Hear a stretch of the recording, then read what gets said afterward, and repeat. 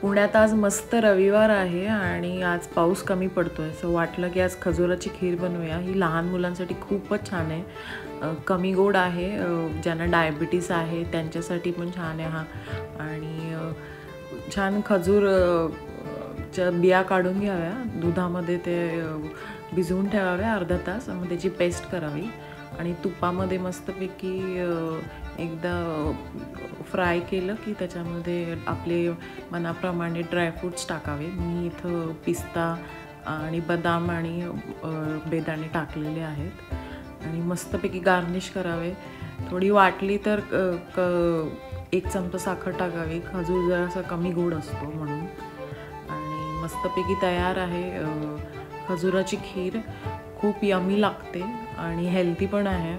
जे weight loss करतायत, ज्यांना डायबिटीस आहेत आणि लहान मुलांसाठी मस्तपैकी छान आहे. चावायला लागत नाही काही फारसं आणि मस्तपैकी बनते आणि यमी आहे. एकदा ट्राय करून बघा. Like, share and subscribe. Thank you.